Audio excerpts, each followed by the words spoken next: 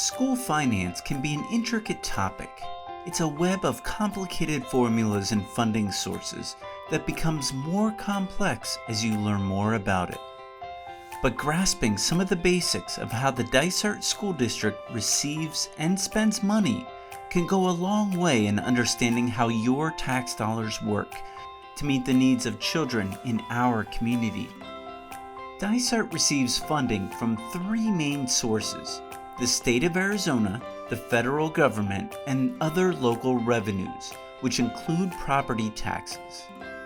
About 90% comes from the state and local sources, and about 10% comes from the federal government. Federal money is designated for such things as special education services and to support the learning needs of low-income students using Title I funds.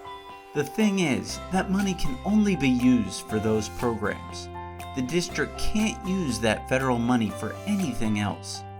In fact, as you will find out later on, almost every dollar the school district receives has strings attached.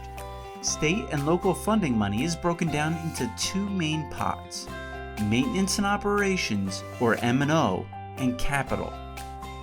Dysart receives and spends approximately 95% of its funds in the M&O pot and 5% in capital. Maintenance and operations are your day-to-day expenses, your operating expenses. These include salaries for employees, utilities like lights, transportation services, and general supplies. Capital expenses are items that last for many years, such as buildings, furniture, equipment, technology, textbooks, and buses. So remember those strings I talked about? Well, Arizona law requires that capital money only be used for capital purchases, and M&O money only be used for M&O. So we can't just go buy one less bus to fund a teacher, and we can't cut a teacher's salary to buy a computer. Now, say the school district would like additional money to provide a better education for students that goes above and beyond what the state and federal government provide. They can go out to their local community and ask for something called an override or a bond, which is a tax on property. Overrides and bonds are very different things and are not interchangeable. There's no such thing as an override bond or a bond override.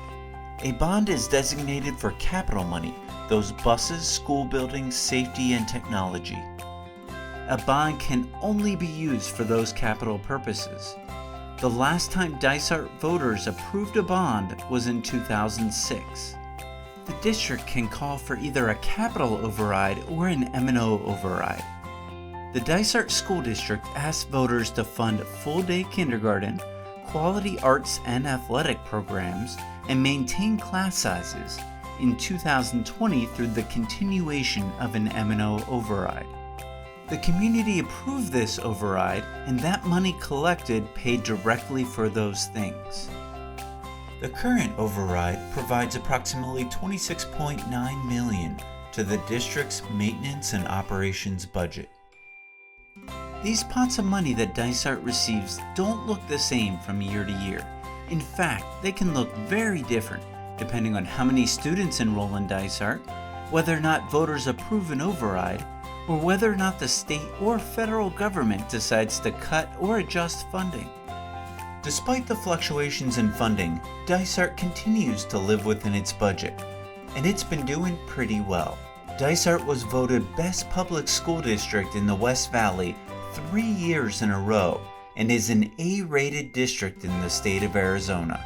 The district is home to the number 7 ranked K-8 school in Arizona, Freedom Traditional Academy, has 3 top 100 K-8 schools, and a top 25 high school in the state.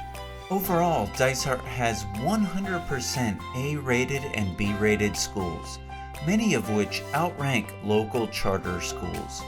Additionally, all 4 of our high schools were named Best High Schools by U.S. News and World Report. Most importantly, students are graduating from Dysart schools career or college ready. So do you understand the school district budget any better now? If you're like me, the answer is both yes and no. And that's okay. It's difficult. To find out more information and dig deeper into the complexities of school district funding, visit dysart.org/budget or call us directly. We're here to help. It's your money, and we want you to understand how we use it to best meet the needs of all students.